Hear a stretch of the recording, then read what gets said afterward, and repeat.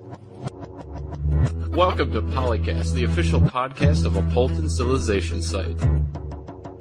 DanQ, Snijders, Imran Siddiqui, and Makahlua. with guest co-host Joe Snoopy369 Matise. This is John Schaefer, designer and programmer at Firaxian Games. Like me, you're listening to PolyCast, the official podcast of Apolyton Civilization Site.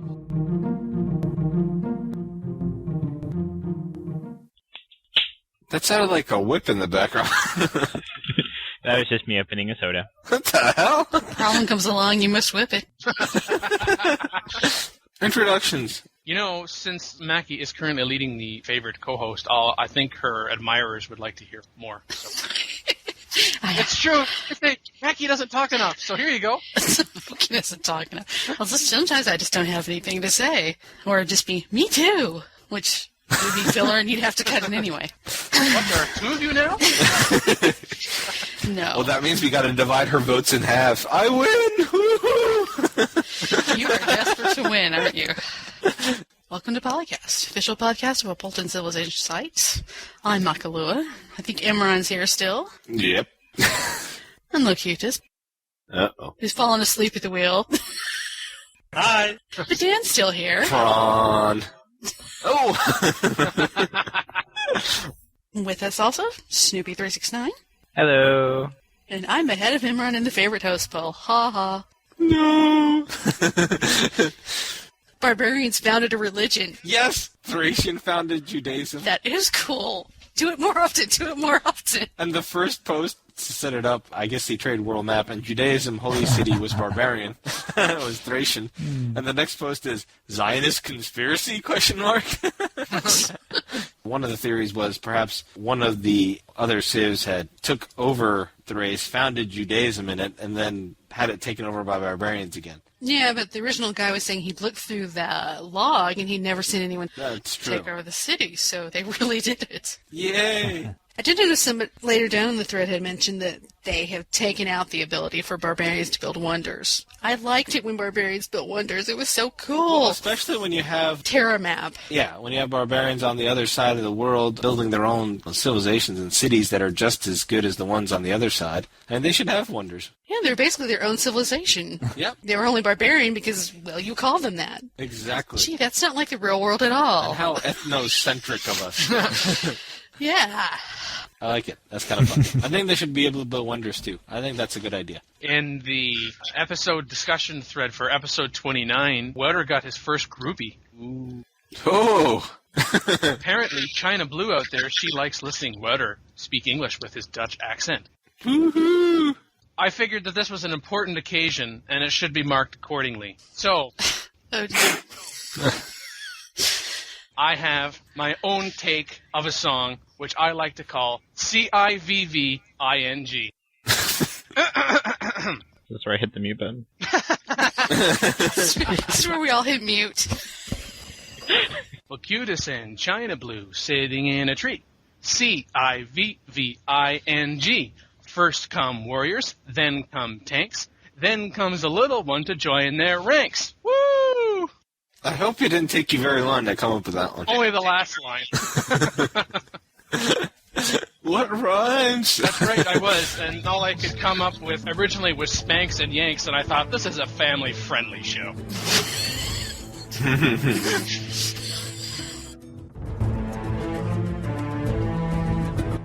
In the news, we combine first hands-on Civilization Revolution previews and DeathMonkey speaking on the upcoming game.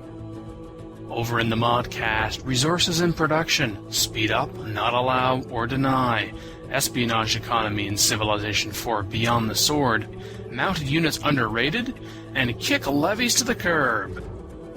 In the Senate, best start a technology combination in Civ 4, working with coal, and moving your capital? Yeah? Yeah? Yeah? Mm-hmm. Yeah? Yeah. Bleh, bleh, bleh, bleh, bleh. Mackie's been doing this show too long now, too. Indeed.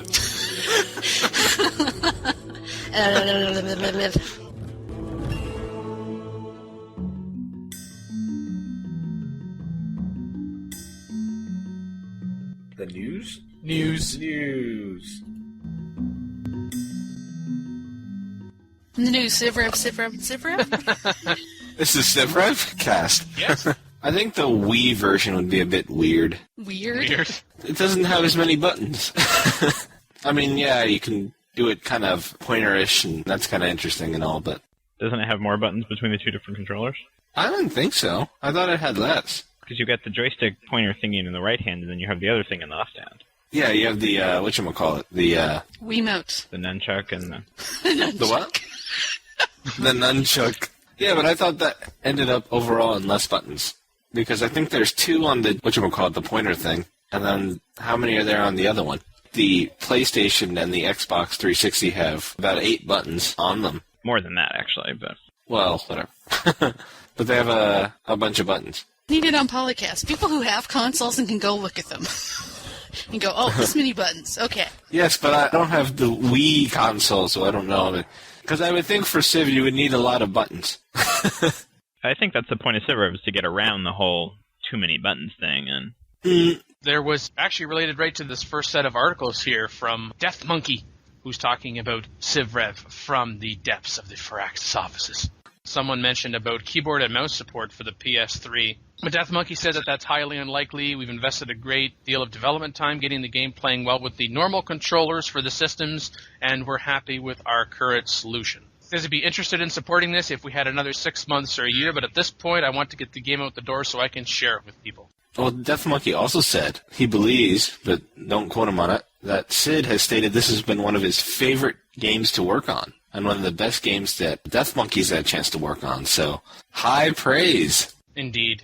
And since DeathMonkey says he wants to share it with people, it sounds like there's going to be 1 copy of the game available for each platform, and everyone has to take turns.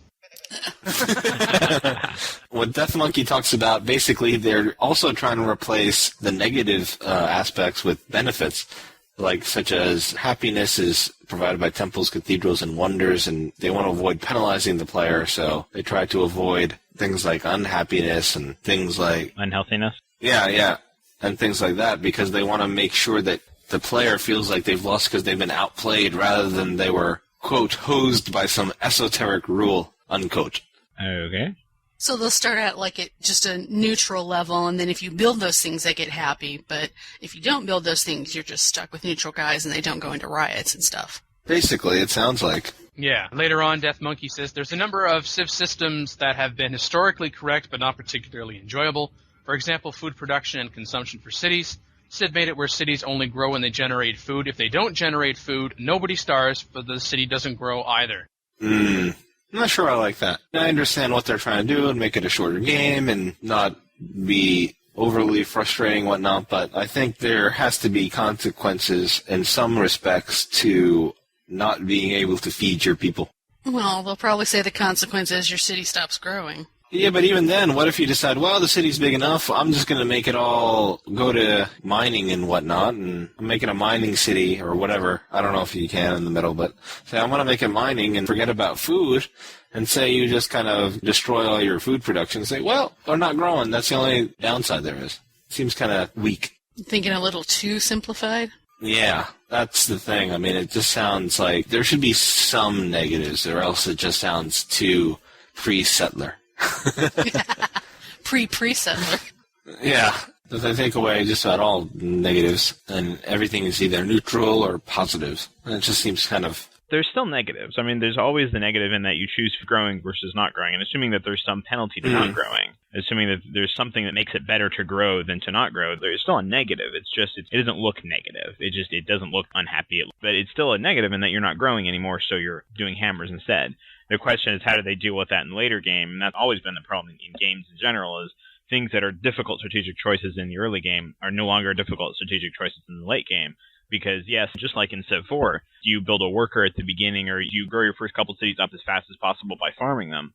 And then later in the game, do you do something else to cause them to not grow as fast anymore? Well, of course in the later game you do, because by the time they're size 20, who cares if they grow anymore unless they're the great person city? So I think that it's no different from that. It's just that it's moved up a little bit. The strategic choice, instead of being more towards the, okay, you want a sort of generalist city that does some hammers and some food and some commerce, is now no longer really a good choice anymore. Now you want all of your cities to be specialized because there's no real penalty being specialized, whereas there is a penalty in Civ 4. Yeah. I think the difficulty will more be where your city is located now. Because whereas in Civ 4, you can do something with almost any location. You can use almost any location to do something interesting, whether that's just commerce or whatever.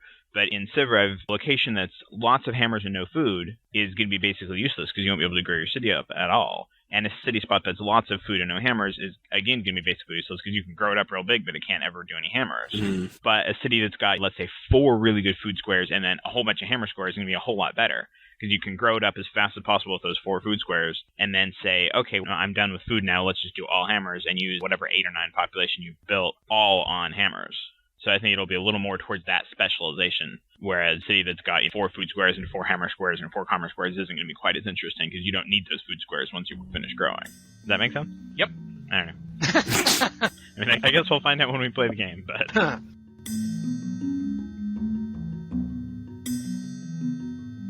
The territory grab portion of the game is quite short, and you're more focused on the victory goals earlier than you were before, quote-unquote, and I think we had touched upon that.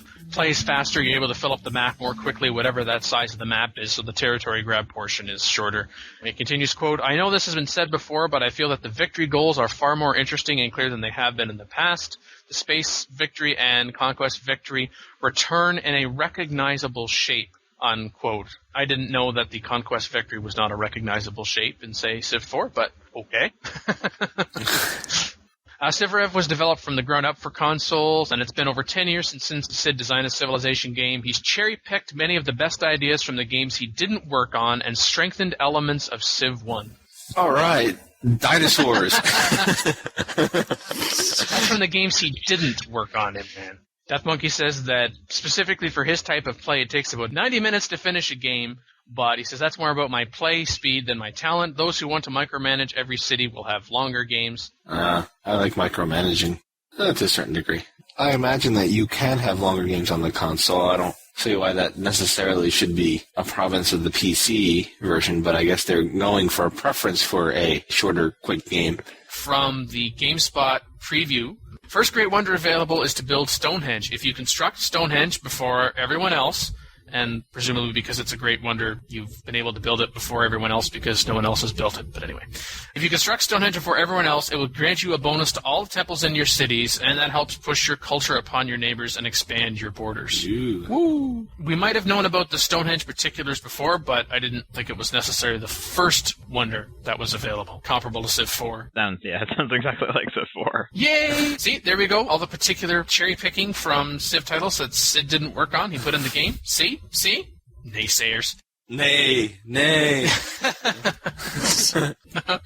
We had learned about the Culture Victory before, and how the Culture Victory uses great people. Specifically, according to this, you can get a Culture Victory by either recruiting at least 20 great people from history, or you can get a Culture Victory by flipping or converting enough enemy cities to your side.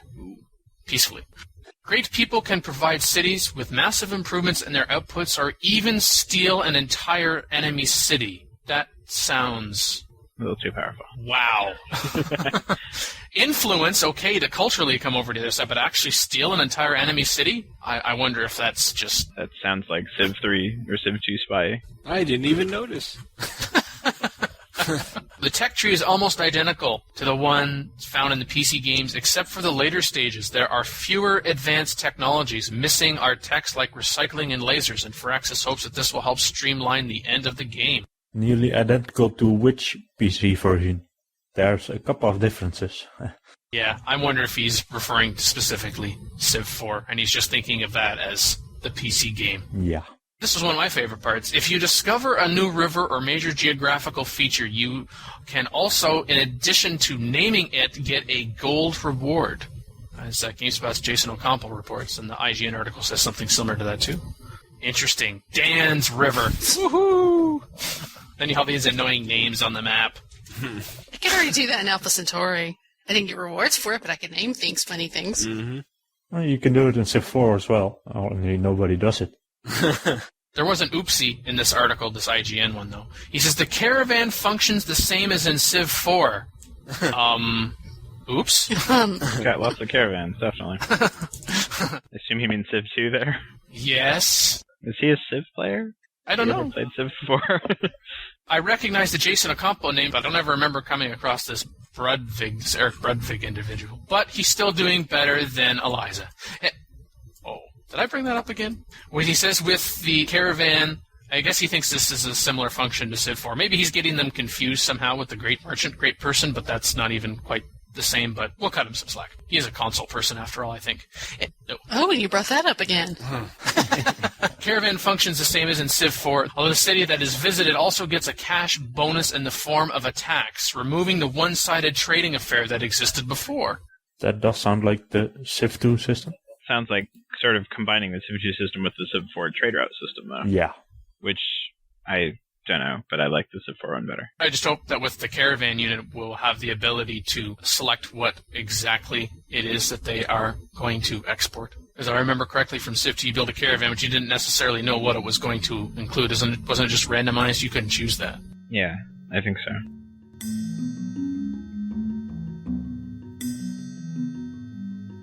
There is a classic controller for the Wii, so if they decided to... All right. It looks like it works with the Wiimote. So you can have the Wiimote in one hand and the classic controller in the other, or just be using the classic controller and still be able to use the Wiimote if there's something useful that it does. Like, they connect together, so... Wiimote makes me giggle. I imagine, though, that one of the difficulties with Civ on the PlayStation or on the Xbox is selecting units. You probably need to have several different buttons and such. Well, I mean, not necessarily. At minimum, you need to use one of the analogs. At minimum, you have to use one of the analog sticks. And yeah. I mean, I assume you just use the analog. If you don't, you have to use the analog stick for the Wii, because you can just point to it and select it. Mm-hmm. Then you got each analog stick is worth 8 buttons right there, because each direction on the analog stick can be a different button. Essentially, it can have a different function. And I think the analog stick won't be too difficult to actually use as a pointer device. Right, yeah. I'm just saying I think that it gets you more buttons. I mean, the Wiimote has a 4-directional pointer on it. That's 4 buttons. Plus the 2 more buttons it's got, so that's 6. And then the Nunchuck has 2 more buttons, so that's 8. That's the same amount as the PlayStation has, plus the second analog stick. So... I think it'll work fine. The GameSpot hands-on preview, they specifically mentioned they've got the Xbox 360 in front of them. And says the right analog stick basically moves the cursor around the map, while the face buttons let you select units and issue commands. Select a military unit, for instance, and you can order it to fortify in position by hitting the X button, or tell it to wait for one more turn by hitting the B button. If a unit is already fortified, for example, or in sentry mode, you can activate it by hitting the A button. It says you can also toggle through units by using the left and right bumpers. Left and right bumpers? You mean the triggers? Yeah, it's... No, the bumpers. The left bumper and the right bumper above the triggers. Yeah, sort of on the front. So the second triggers. Yeah. And I don't have an Xbox, so I'm probably not using that. I mean, the standard controller since the PS2 is it's got 4 buttons on the top, it's got 2 analog sticks, it's got 1 D-pad, and then it's got 4 triggers on the front. Is that essentially the same thing, but you're calling the top 2 bumpers, or are there stick triggers on the front? Well, I guess also with the PS3 button, I guess there's 2 analog sticks, and there is a D-pad on it. Standard gamepad controller since the PS2, basically, since the late PS2, not the beginning of the PS2. It's the same as the standard PC game controller at this point I've got in my hand. Has 4 buttons, your X, Y, Z, A, or whatever you want to call them. Yeah. The 2 analog sticks in the middle, the 1 D-pad up on the upper left, and it's got the start buttons in the middle or whatever. And then it's got 4 triggers on the front. Is that the same thing for the Xbox? So you're calling the top 2 triggers bumper? Yeah. Okay. Because I guess with the Xbox One, the bottom 2 triggers are actually more recessed a little bit.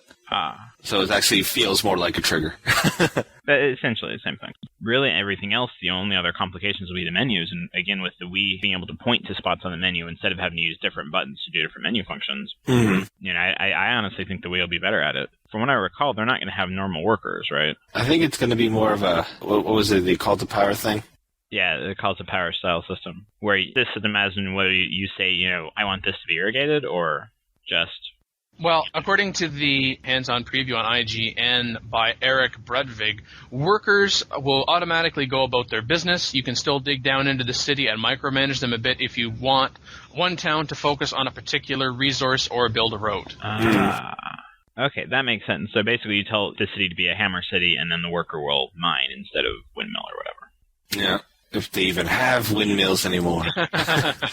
Well, probably not. But I mean, it'll focus on making hammer improvements instead of food improvements or whatever if you tell it to. Yeah. Yeah, when it comes to tiles in CivIV, you can only build one improvement per tile. That doesn't necessarily mean that there aren't. That makes sense. If there's only one kind of improvement per tile, that makes more sense for the simplified gameplay.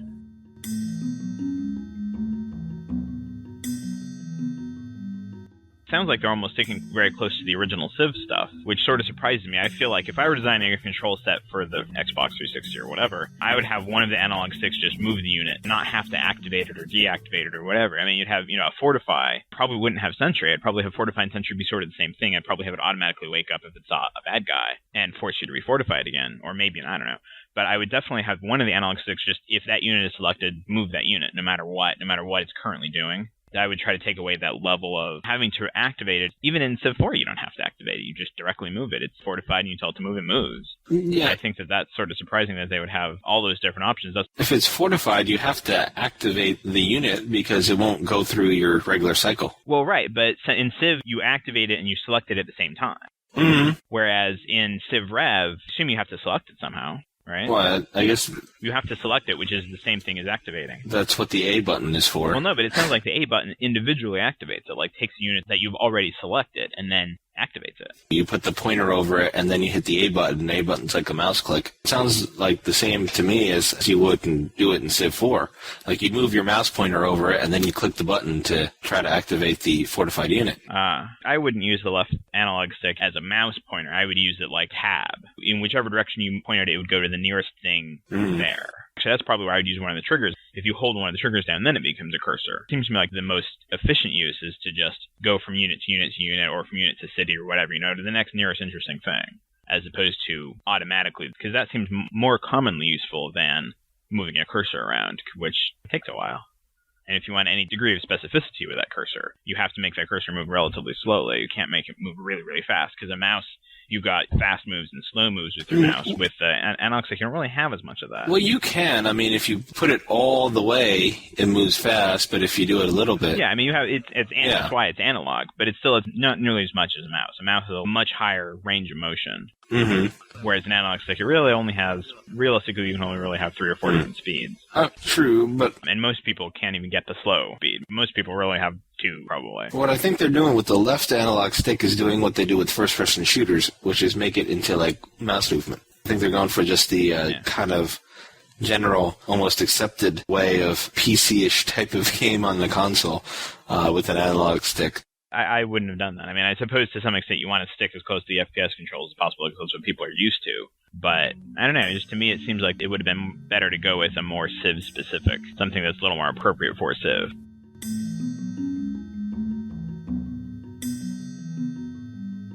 A favorite new feature is the ability to retreat from combat when attacking. You keep your remaining units alive, but the defender gets a free promotion. So as opposed to the possibility of retreating from combat when on defense, you now have the ability to do that when attacking? Although, was there not some degree of that in Civ 4 as well? In Civ 4, it's an automatic thing. I mean, if you're down to your last hit point, you may or may not withdraw. And here it seems it's like Call to Power 2. You really have a button that you can press, okay, this battle is going badly, let's get out of here. And in Call to Power 2, it was really unbalanced because it's something the human can do, but the AI can't. It'd be interesting to see how they're going to deal with that in Civ Rev. Actually, in the GameSpot preview, Compo talks about this, actually, the ability to retreat in a sense if the battle is going badly. We managed to pull the army back by hitting the B button to order a retreat. Then we withdrew the army to friendly territory and had it heal in place over the course of several turns. So again, another link to the controller. Of course, I've also been talking about a lot with CivRev, the different versions, just what differences are there going to be, and DeathMonkey is emphasizing that you've got the same rule set and the same gameplay, but he does say that the DS version is by far the fastest Civ game to date, and by far the fastest even in comparison to the 360, the PS3, and the Wii. Maybe that's because by the nature of it being a handheld. Yeah, well, and also the graphics probably aren't as, how shall I say, cutting edge on the DS. They don't intend them to be. Because I think if you look at some of the screenshots, they're trying to catch the eye of people who have a 360 or a PS3 also by graphics as well as, look, it's Civ on a console. On a DS, I don't think there's all that much pressure to do that. Similar to the graphics consideration on the DS, on the Wii version, DeathMonkey says, again, same rule set, but the interface could be the best of all of them. Oh, he says some platforms do things better than others. Having a full high-definition display for the 360 and PS3 certainly doesn't hurt. The pretty graphics and pretty. And important to me, Shiny. Woo, shiny. And DeathMonkey also says, but more important for him is the amount of information that can be displayed. The touchscreen works great for the DS when manipulating the unit stack quickly. Yeah, that would go. I can see that.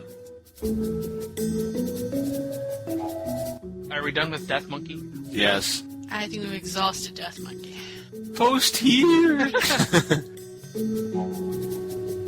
Got news? Email news@apolyton.net or send a private message to DanQ, Locutus, Snoopy369, Alexander the First, or Luminatus via Apolyton's forums at apolyton.net/forums.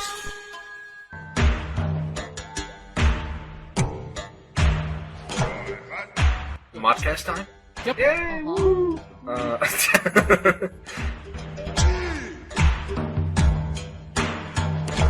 Welcome to the ModCast, where we talk about various hot topics on all the different forums that talk about CivIV.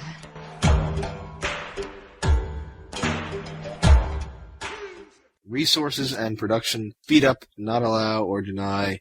Levger, basically, I guess he kind of wonders if the resource system is sort of bunk, like how having a copper tile is required to build Axeman. And he thinks it's very uncommon for a Civ to not have some copper reserves or something like that. And I guess his problem is he thinks that some resources everyone should really have, or make it a little bit easier to build things that require certain resources. I think he's saying that to allow copper to still be useful, rather than saying you cannot build an axeman if you don't have copper, saying copper works like stone and that copper makes axeman 50% faster or something. I see where he's coming from, although I strongly disagree with this since I've felt the resources are too weak in Civ 4.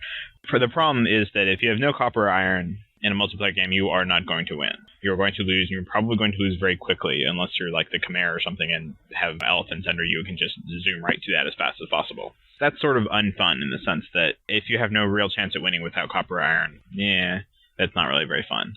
But on the other hand, it's a strategic decision. There's a real strategic decision where copper and iron are important and you have to go get them if you don't have them. Your only real strategic decision if you don't have copper and you don't have iron is to build as many chariots as you're humanly capable of building and go get rid of somebody else who's got copper or iron before they build up enough spearmen to beat your chariots. And it makes a real strong argument for just going straight to horsemen or to chariots in the first place, because that way you can start building those chariots while you're looking for your iron if you find you don't have copper.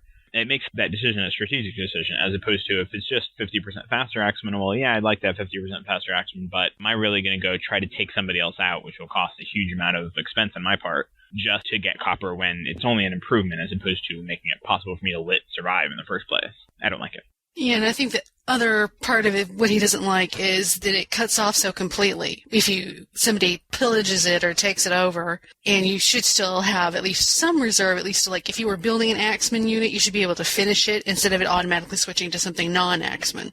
It's the whole thing where people want realism. People want Civ to be this perfectly realistic game where every single thing is exactly how it is in real life. And that's not fun. Real life is not fun. I mean, in real life, we all go to jobs and we do boring things or maybe somewhat interesting things. But ultimately, it's not fun. And that's why we have games, is that they're not like real life. So we can get rid of the things that are not fun and we can make them more fun. And I think that saying, okay, let's cut off your copper now, which means that in 20 turns you won't be able to build an Axeman. Gameplay is fun because you do something and it instantly does something. It's not fun because you do something and in a long time it does something. I think that, yes, it sucks if you're the person who gets his copper cut off. But think from the other point of view. If I'm the person coming in to attack you and I'm like, oh, there's your copper, let's go attack it now. What's the incentive for me to wipe out that copper if 20 turns from now that means you can't build an Axeman? Not really very much, because wars, particularly in the early game where copper is particularly likely to get cut off, in the early game most wars don't last 20 turns. By 20 turns they're done. They're either finished or they're at least decided who's going to win. Whereas, let's say I've got a copper and I've got the choice between building a city on the copper and building a city next to the copper. In current Civ, that copper is right next to my most likely enemy. I'm going to build right on that copper to make sure that I don't lose it, make sure that he's forced to at least take that city, and hopefully I'll put 6 or 7 archers or something in it. But if taking that copper away doesn't hurt me for 20 turns, I'm going to build it away from the copper so I can use the hammer. And I think that it takes away those strategic decisions as well as making it a lot harder to come to actually attack somebody. On the same token, especially with something like copper or iron, I know there's a point where if it does have a cutoff point, it may, instead of make it faster, you may need more instances of copper and iron around the map. Because generally, like you say, yes, Civ isn't exactly like history, but a lot of it is very based on historical fact. That's what makes it fun as well. So something like horses wasn't everywhere, but copper and iron generally were available all over the world. So perhaps greater instances of it. I think he was more frustrated by the fact that he never got copper or iron or things like that. Yeah, but the number of instances, though, determines the gameplay. If copper and iron are readily available to everyone, why does it matter? Why make copper and iron necessary for Axemen? I mean, if there's, for a 7-player game, 20 instances of copper and 20 instances of iron, yeah, I mean, the whole reason resources in Civ 4 are interesting is because you don't always have them, and you have to make do with what you have. So some games you have copper, some games you have horses. Just like some games you have stone and some games you have marble. With stone I build the pyramids, with marble I build the oracle. But that makes the game interesting. That's what makes the resource system useful. And if any system where you give everyone copper or give everyone iron, that makes it less interesting. Perhaps. It certainly can be a little unfun to be that person who's got no copper, but at the same time, maybe you should be chariot rushing people, or maybe you should be playing your game a little differently. Certainly there are some games where I start and I'm like, I don't have any real chance to win the game, but maybe I can do this, and maybe that'll give me a better chance. Well, I think most people, if they don't have copper iron, will just quit the game and start up a new one. I know I probably will. Well, I really don't think it's any fun at all, especially if you're denied copper or iron. And I mean, it's just a bit ridiculous. That's the single-player versus multiplayer game difference, too. In a multiplayer game, you can't. Yeah. So hopefully you don't just quit the game because you think you're not going to win right away, because then multiplayer games would be sort of silly. Particular multiplayer, that's what drives multiplayer, is the resource differential and saying, I don't have this resource and I think I want it, so let's go take it from this other guy. That's really what drives the game. And that's why I think, in the balance, the number of coppers and irons and such, that's always the balance. And that's always something that can be questioned, is this exactly right balance? Maybe a little more copper, a little more iron, but I think that the idea of giving a ton more copper just that everyone has it, it makes them pointless. Why have resources in the first place? From what I remember of Civ 3, and it's been 18 billion years since I played it last, I've tried to clear my memory of it entirely. The resource system went back and forth. Through the different patches, they had less and more and less again, I think. I don't remember where they ended up, where the final Civ 3 Conquest patch ended up, but I remember it was that and the corruption thing were the two big horrible balance things in Civ 3. I don't know. In Civ 4, you could easily, for a single-player game anyhow, or for a multiplayer game played with a mod, you could easily adjust the amount of iron or copper generated. That's not hard at all. It's either an XML or a Python thing, I don't remember which, but you'll see a little number, and it'll be like iron this much and copper this much, and you can just make that number a little bigger if you really want. So that's not hard at all. Even though editing an XML file or a Python file might sound scary to someone, a Notepad can do it. I think for the multiplayer game, the balance is pretty good. I think just from the multiplayer games that I've played, I miss copper or iron maybe one time in 5 or one time in 6. It's not enough to make it worth always chariot rushing, but it's enough to make chariot rushing interesting, at least possible. They also have an option, and I don't know if this is an option in single-player games or not, but in multiplayer games, a lot of the maps have a balanced resources option. It doesn't work perfectly, but it sort of does. It does something anyhow. It's called gearing up and going to a war to obtain access to the resources you need then, or a trade, but that could be problematic, either because of distances or the trade network or the AI is really quite hogging their strategic resources or wants exorbitant terms, but yeah. I think the system is fine the way it is, and I actually like someone pointed out, how do you build horse archers without any horses, or war elephants without elephants? This person complained specifically about needing copper for axemen. Perhaps we should remind him that you could use iron too. Well, I think he might know.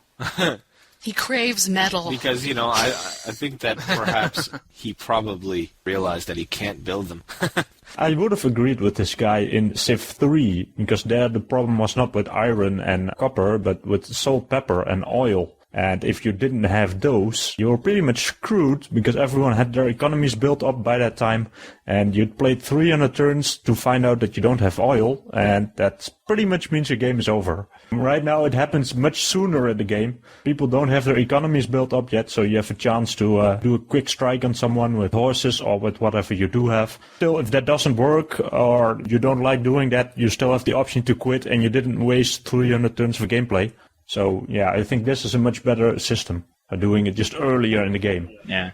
This person is taking the view that because you need certain resources to build particular units, it's a negative on your part, but it could also be a positive from your end if you find out, for example, that this person, or have reason to believe that this person only has access to one particular type of resource. That could be a strategy for attacking that opponent, even when you're in a position where a full frontal assault, taking their cities or even raising them, is not possible. You could just go in and pillage. So from that extent, perhaps there is this negative, if we want to call it that, from this position that, oh gosh darn, I don't have this resource within my cultural border. I can't expand here either because someone's going to grab that land before me because I'm going to go into debt, or there's nowhere else for me to go. Everyone's got the resources. I've got to go to war.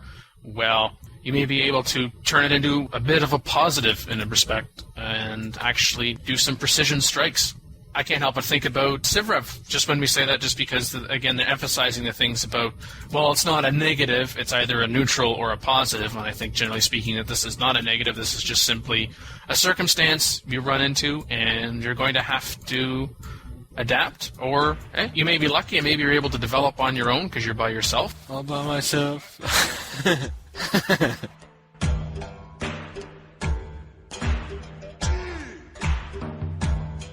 Is it espionage economy time? If there is such a thing. I'm not convinced. Because as Bardolph asks, has anyone done any serious analysis of an economy that relies heavily on espionage as tech stealing as opposed to original research? How well would this work? I've seen a few things on that. I think that it works okay. The biggest problem with it is you don't get to pick what's researched. You have to sort of rely on everyone else to research. You don't end up as specialized, essentially, because you know, normally you could sort of pick to go down one particular line and get way ahead of everyone else and then trade it back. I think in a no trading game, if you're playing a game where you can't trade or you're at least no tech brokering, I think that's a lot more powerful, because then you can make sure and take techs that other people have researched that otherwise can't be traded back and forth. I think the biggest advantage of it is that it gives you the espionage option, so you can steal techs up to the point where you want a particular tech, and then you can start doing other espionage things like poisoning their wells, or, I mean, one of the big advantages of espionage, of course, is that you can take down their cultural defenses instantly, and not particularly expensively either, by sending them into revolt. If you send them into revolt, even if it's just for one turn, that's one turn where you get to attack with 0%. If you're going to be a warmonger, it might be a good idea, but if you're just going to be a regular builder or whatever, that's probably a bad idea. So would you see trying to have this as an espionage-based economy, would that perhaps work better in the earlier game? You made that decision and then... No? Later game. Can't do it in the earlier game, of course. You don't have writing yet. But you wouldn't even do it just right when you have writing, because you'd still at that point probably need to build up your economy better. You'd probably wait till you had, I don't know, printing press or something. And then you probably switch over. I think they mentioned it in the thread, specialists are the real way to go, because espionage specialists are better than spy specialists. Spy specialists get you more, particularly great spies will get you more than a great scientist will, I think. You do a whole lot of great spy specialists and try to get a whole lot of actual great spies, and then use that to steal the appropriate tech. I guess I was thinking earlier on in the game, if you went with the Great Wall. Oh yeah, I mean, you'd want to do the great spy wonders if you could. Because someone in this thread, they're arguing that combination at the beginning is far too powerful, and it says you can steal so much technology from one great spy that it feels dirty. That seems a bit of an overreaction. You haven't done enough espionage to have anything to add, so... Yeah.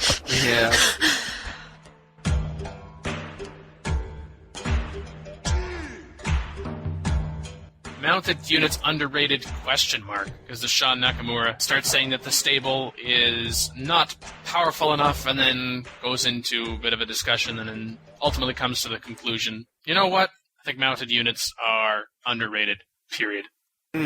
Well, I don't think they're underrated so much later on when it's cavalry, because most people know, cavalry. That can really, But earlier, when you have the choice between, say, horse archers and macemen and things like that, and you go, well, maybe I should build a maceman. But horse archers, because of their retreat, can sometimes survive. There's usually, especially when you get into longbowmen, or if you have a heavily culturally defended city and you can't take it all down, when you have to make that first attack, there's always some defenders that are really hard to get down. And that's where the horse archers come in useful, because they can at least get their hit points down, but they also have a good chance of surviving to hit again. They need a turn or two to heal, but you don't lose half of your army in one go. Yes, and they also have the advantage of speed. Yes. Mostly what you said, but they could also be useful. For example, you want to try to pick someone off before, like a barbarian, before they start ravaging. Although not necessarily with chariots. Like for me, I like mounted units, but I rarely build chariots. I wait for a horse archer. That's not so much because I think the horse archer is so much better than a chariot, but it's just that there are other priorities at the time when you can build chariots, and by the point I'm thinking, hey, I could use some mounted units to help with defense. Like, for example, a little later on you're building a new city, and it's like, oh, I need a defender up there. I was worrying about some other things. I was kind of stretched thin for defensive unit or offensive units. I want to get some unit in there as quick as possible. Oh, I'll send a mounted unit because I'll get there twice as faster or somewhere in there. But by then, it's horse archer time. I guess you don't rush much if you don't build chariots. No. No. I think chariots are pretty damn powerful, especially now that they can kill X-Men. They get a big bonus. So yeah, you can use them to rush or even to just keep off the barbarians if you're playing with raging hordes. Those are pretty powerful, not overpowered, certainly not underpowered either. Cavalry are pretty useful, and personally I don't use horse archers all that much, but yeah, they're good for pillaging or indeed to soften up defenses. Maybe underutilized would be a better way of putting it. Yeah, they tend to skip over because they see something that has, ooh, it's two things stronger, let's build that one.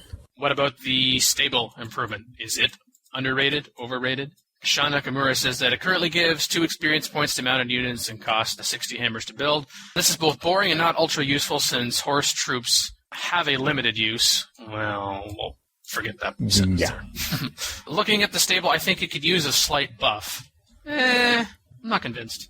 Well, if I didn't have a bunch of other things to build in the city that are in the game at the same time, I might build them more often and get more use out of them. But if you have them around when you're still building cavalry, that's really nice. For me, the biggest problem is, I think, like I said, I don't build too many horse archers generally, so I don't prioritize that tech either. And that means I don't get stables until pretty late.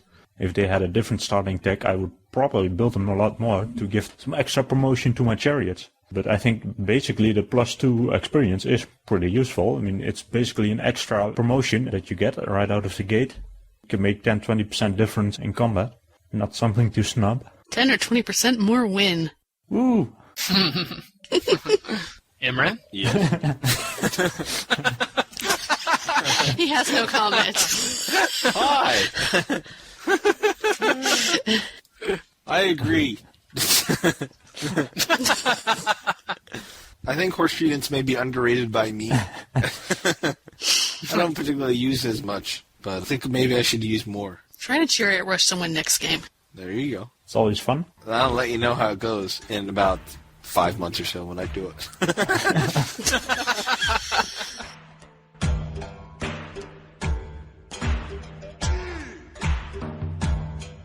Kick levees to the curb.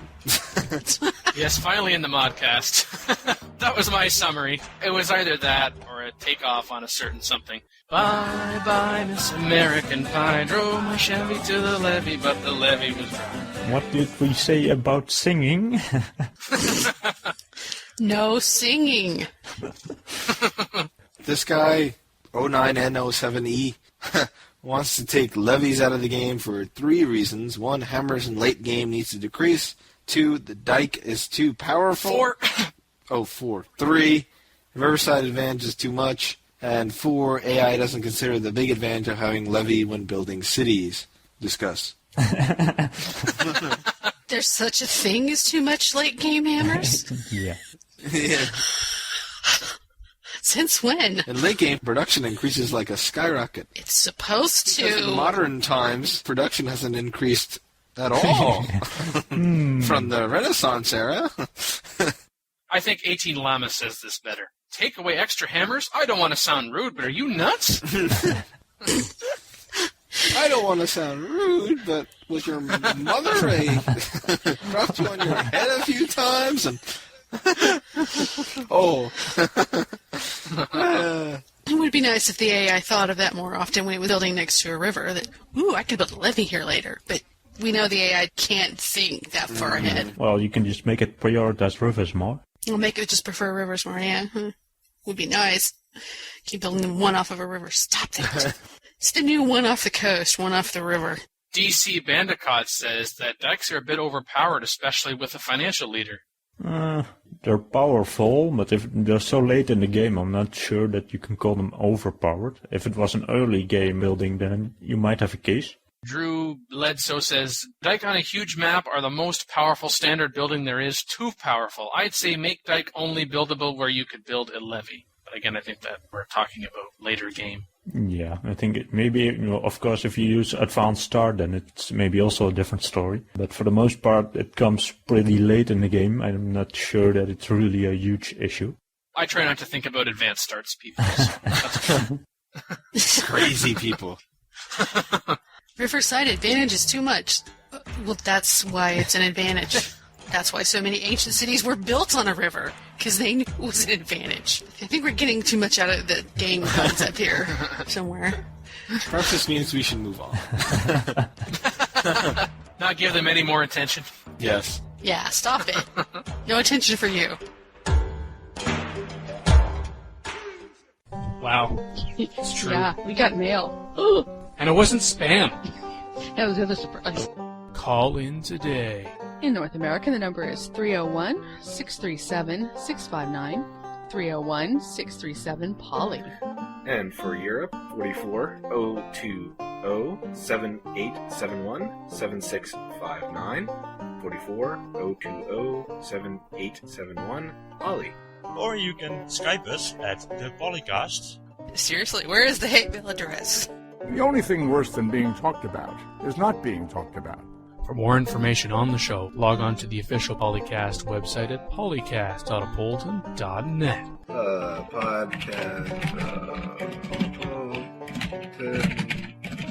Type more quietly. Yeah, Man. Seriously. That is nasty. That's what my freaking keyboard makes, damn it.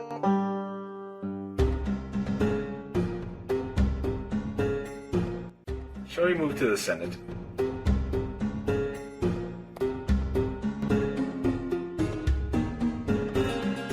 Welcome to the Senate. In this section we talk about game strategy.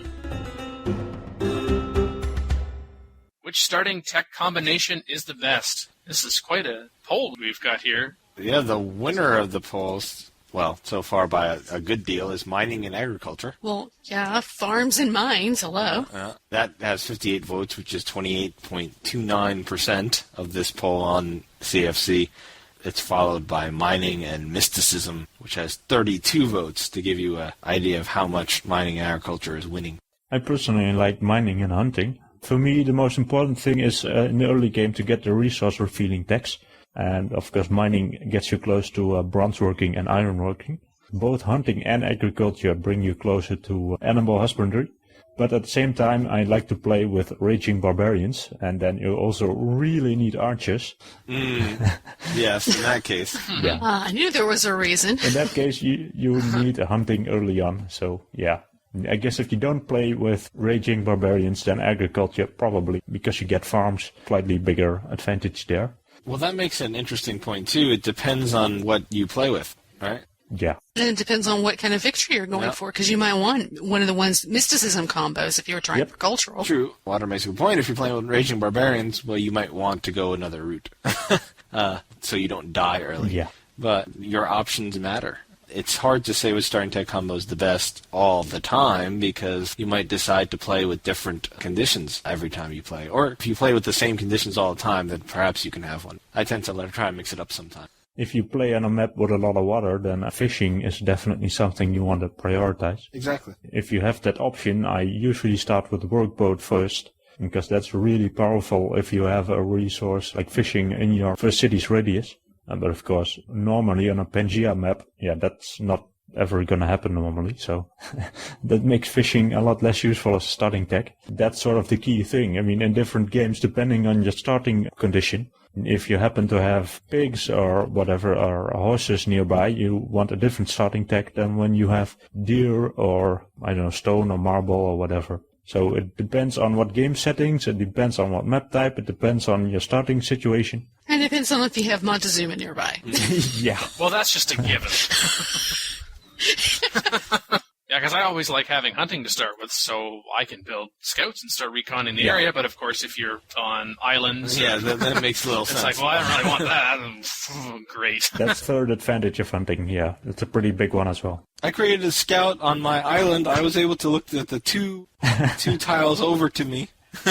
Yeah, that's right. Hey, I got the scout on my island, and it's discovered a map of the region. Oh, for crying out loud. In looking at all of these starting texts that are listed with fishing, agriculture, hunting, wheel, and mysticism. Mysticism is really the only one that, if I had a choice, I'd rather not start with mysticism. It's the only one that I just... It's because you're a godless fool. I usually play with random, so that I sometimes have mysticism, or with random civs, so that usually sometimes start with mysticism and sometimes not. I think that's kind of nice. If I have it, I focus on a religion-based strategy, and if I don't start with it, then I don't bother. I wait for someone to spread religion to me. So I could go either way in that one. I like having it sometimes and not having it other times. So. Yeah, I mean, I'd say mysticism, if you want to be one of the first two to found a religion, but I'm always usually waiting to be about the third one. Polytheism and meditation, I used to always try to go for those, so I would have loved to have mysticism at that time, but I just banged my head against the wall trying to do that. So I don't necessarily wait for religion to spread to me, but that's not a first priority for me, religion. It's nice, but if you're about to be destroyed, well... It doesn't help you. At least I found religion. Prayer will not save you. I noticed there's only one combination that has absolutely nobody so far in this poll of more than 200 votes going for it, and that's the combination of fishing and wheel. That stands out as the only one with 0. It's not a bad combo, but it's not particularly good either, I guess. It's kind of an eh. It's better than mysticism and X. Oh, wait, never mind. I guess that's sort of the interesting. There's not really one bad combo in there. They all have their advantages. It's just that some are slightly better than others, depending, of course, on starting position, etc., etc. So I was really looking for some starting texts like computers or electricity or genetics or gunpowder or something. You only get that in Dan mode. Oh, darn. Oh, Dan mode. AKA World Builder. Woohoo, World Builder. Woohoo.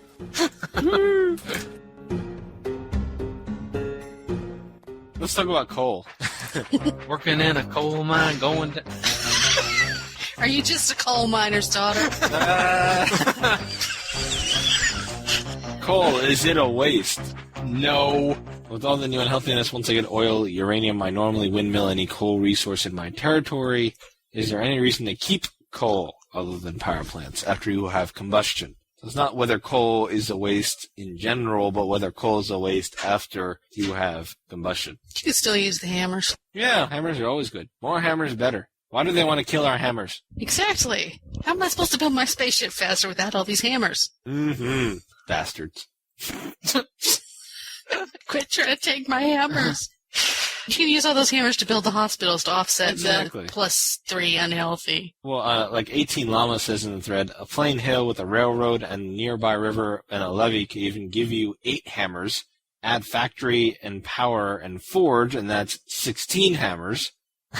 Add mining incorporated and you get even more bonus hammers. I mean, hammers are nice. It's not a waste. It has its uses. As unspoken request is spending too much time managing unhealthiness equals not fun.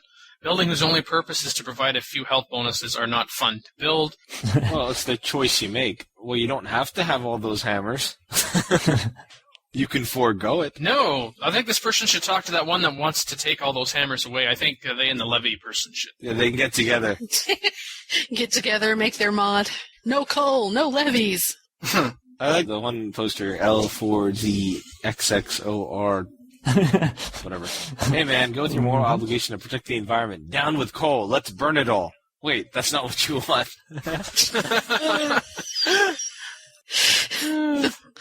Is anyone going to disagree? Probably not. Yeah, I know. I think we all think it still has its use.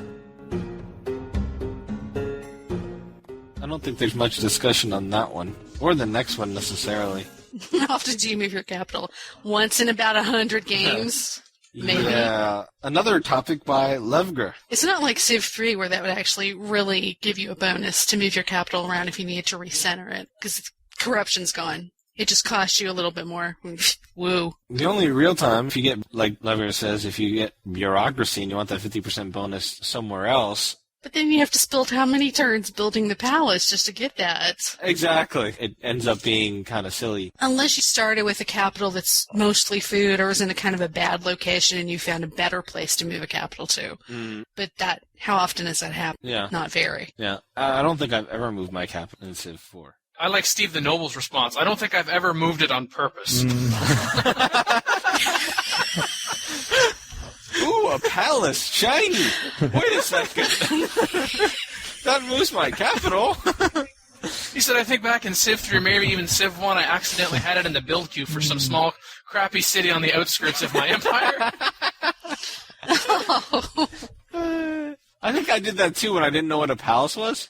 I was like, wait a second. My capital? I think there used to be some strategy. It might have been Civ 3 or Civ 2, but you saved up your shields in the palace while you were on the last 2 or 3 turns of researching a tech that you wanted to build a wonder with. So you could sort of get started in advance. And then you'd forget or not get it, and then your palace would move. Well, has anyone really made a strategy of moving their capital here? No. Never. Yeah. My capital only gets moved when I get attacked. Yeah. Oops. Yeah. Build the capital, do it quickly.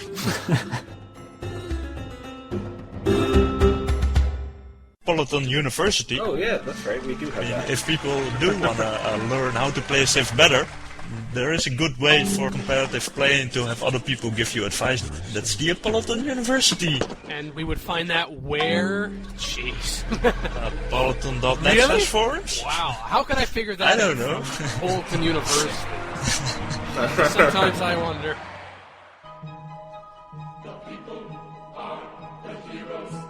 PolyCast celebrates its 1-year anniversary. Woohoo! To celebrate that, we decided to give you a present by working extra hard to improve the show. We're conducting a survey in our forums to see what you like and don't like about the show, so we can use that to make it even better. Right now we have polls going about our favorite host, favorite guest, and your preferred episode length. More polls like this will be posted in the future, so please vote and chime in on the discussion to let us know how to make your listening experience better. You can do this by going to polycast.apolyton.net and following the links in the survey section, or go to the Apolyton/community forum directly and find the relevant threads.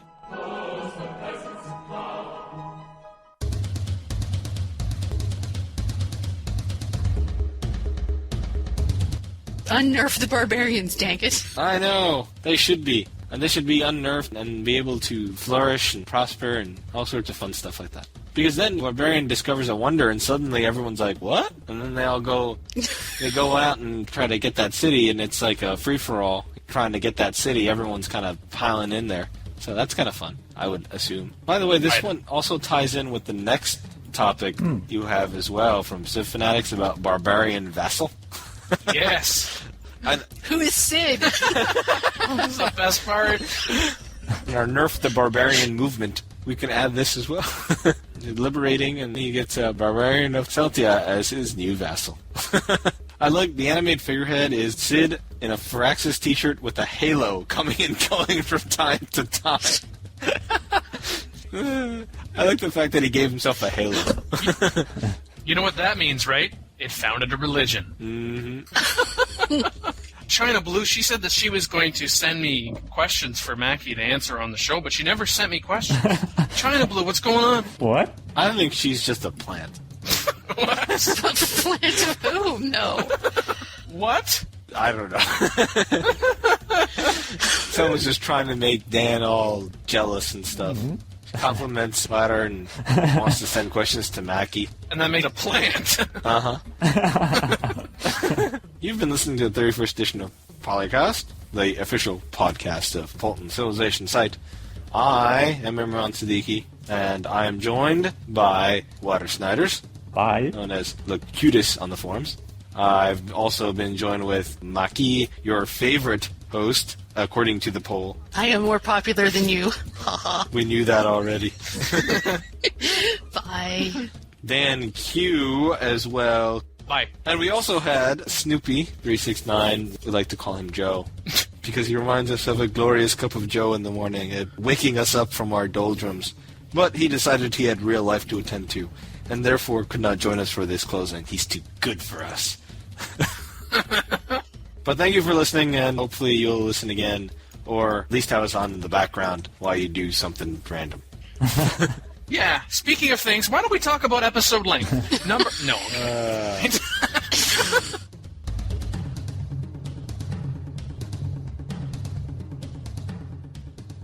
Record date October 27th, 2007. American Pie clip by Don McLean, copyright United Artists. Working in a Coal Mine clip by Devo, copyright Warner Brothers Records. Soundtrack courtesy Civilization 4 Warlords and Beyond the Sword. Copyright 2007, Apolyton Civilization Site at apolyton.net.